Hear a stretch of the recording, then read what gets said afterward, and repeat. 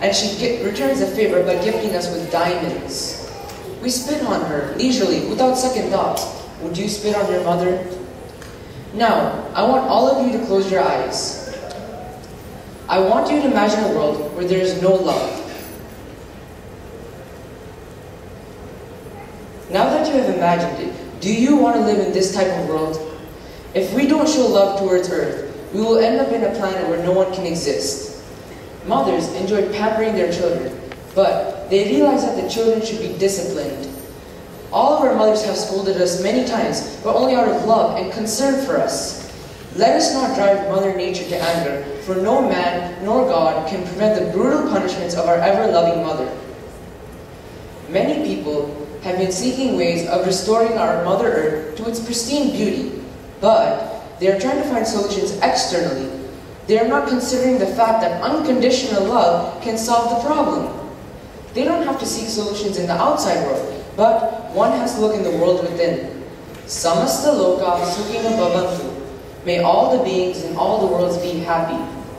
So, where does one find this internal love? One can only do so when he realizes that there's more to life than himself.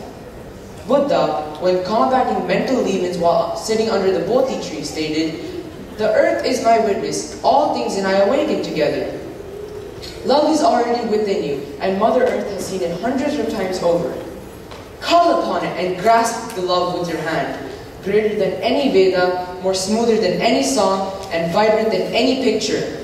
Love is the supreme ruler of this earth. It is within you. It is yours, here, now. Open your eyes. Realize that there is more to life and the world than you. Swami has said, start the day with love, spend the day with love, fill the day with love, and end the day with love. This is the way to God. Only love can make our suffering Mother Earth happy. Embrace her, respect her, and serve her, for she is your mother and you are her child. Om Sai Ram.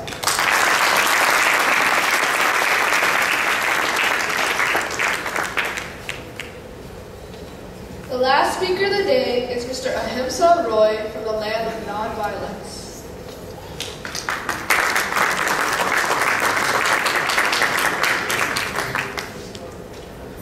Om Sai Ram. The world has spent $1.46 trillion on weapons in the year 2008. Did you know that if all the countries of the world were to stop producing arms for just 1 year and put the money to better use, we could eliminate poverty in the world in just that 1 year and save millions of lives from hunger, starvation, and curable diseases? People only have to realize that the money we all spend to take away lives actually can do a better job saving the very same lives. The math is simple, but the mind is complex. Ahimsa, or nonviolence, is not the absence of violence, nor is it the simple shunning of violence. Violence is the absence of love, but nonviolence is the absence of insecurity. Swami has mentioned in various speeches that the two main reasons increasing insecurity in the world are a lack of self-confidence and feelings of envy. One becomes violent because he feels insecure. One feels insecure because he is lacking in self-confidence. Swami says, if we are self-confident, we have nothing to fear. Swami has also declared that the observance of nonviolence as the highest form of dharma, ahimsa paramo dharmaha. All the violence in the world today is due to the fact that people do not lead righteous lives. Swami said, people do penance and perform various kinds of rituals, but they have secured no peace. Why? Because they have not sought to find out who they really are. This inquiry should lead to the realization that one is the divine in human form. Assuming the body as the basic reality, men are misusing the body and the talents and qualities given to them. They are failing to recognize how to use their endowments for redeeming their human birth. Among the teachings of the Buddha to the world, the foremost was ahimsa. Nonviolence is not merely refraining from inflicting injuries on others with one's limbs or weapons. Nonviolence has to be practiced with trikarana shuddhihi, purity of mind, speech, and body. There should be no ill feelings, which is also a form of violence. No one should even be harmed by speech. The speech should be sweet, pleasing, and wholesome. Now, all of you must be wondering how nonviolence is linked to climate change. Yes, nonviolence is at the very core of climate change. The wars we fight ravage the land for years together. An example is Babylon. Once rich and abundant, became barren and uninhabitable because of decades of war. The Chernobyl leak in Russia from a nuclear reactor created unimaginable destruction and death.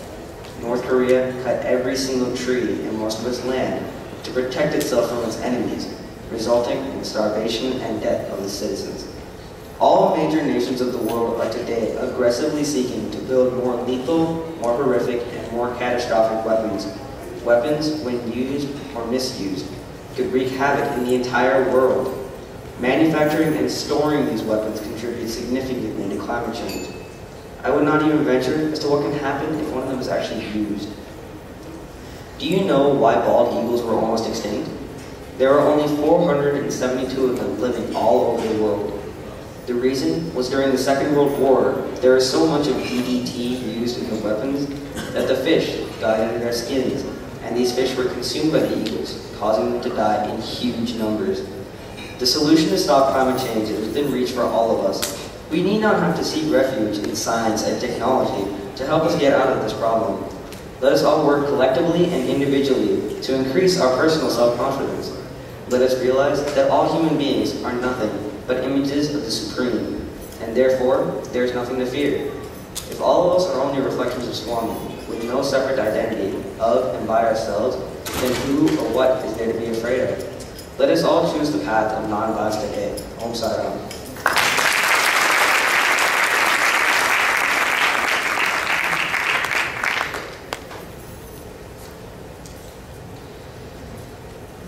Dear elders, brothers, and teachers, my brothers here have presented excellent papers on how the 5 human values propounded by Swami provide all the problems, both internal and external. Swami repeatedly mentions that we all need to look within ourselves for all answers. He says, the external world is nothing but a reflection of the internal world. If the planet is in peril, it is only a reflection of the peril we are all facing eternally. Let us heal the Mother Earth by healing ourselves. Today, let us resolve that we'll lead an exemplary life, guided solely by the 5 human values and become true instruments of Swami. Now I'd like to request Professor Anil Kumar to administer the Pledge of Human Values.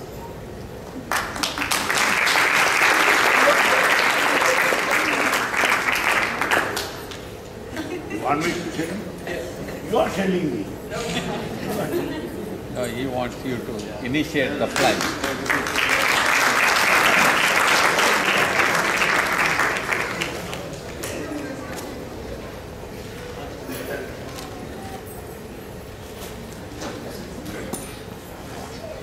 You have given some roll also.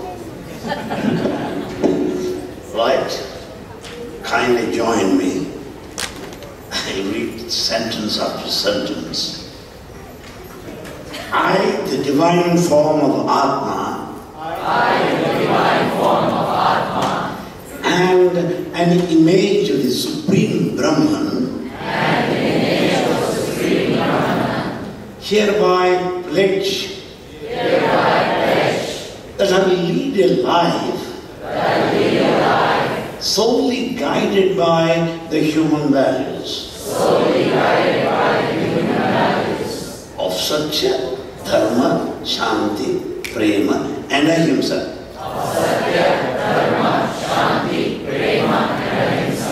Only living by these values do I become an instrument of Swami and realize the divinity in everyone and everything.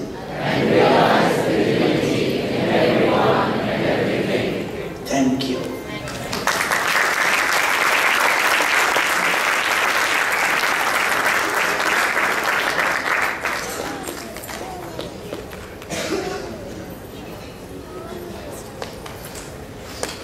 Our Mother Earth needs our help today, and we need her to nourish our souls. I request all of you to join me in paying a glowing tribute to our beloved Mother Earth, who knows only to give and never to take.